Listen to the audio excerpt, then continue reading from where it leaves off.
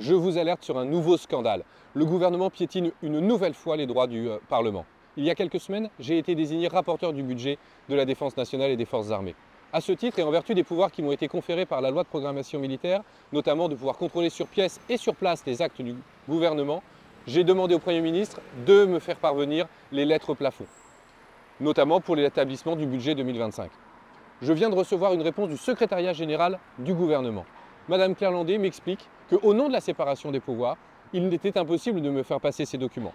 Selon elle, le Parlement ne peut contrôler le gouvernement qu'a posteriori. C'est-à-dire une fois que le gouvernement aura pris ses décisions et qu'il était donc impossible de me faire passer des documents préparatoires.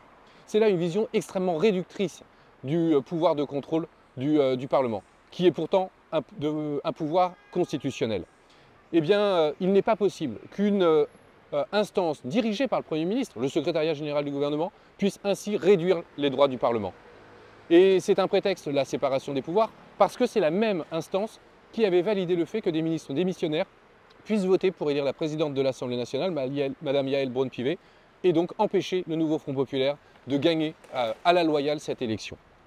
Je vais donc saisir Laurent Fabius, le président du Conseil constitutionnel, pour qu'il fasse respecter la séparation des pouvoirs, mais également le droit constitutionnel du contrôle parlementaire sur l'exécutif. Sans cela, montrerait que le pouvoir exécutif fait ce qu'il veut dans notre pays, qu'il y a des abus et que le Conseil constitutionnel est dans l'incapacité de faire respecter les principes mêmes de la Constitution.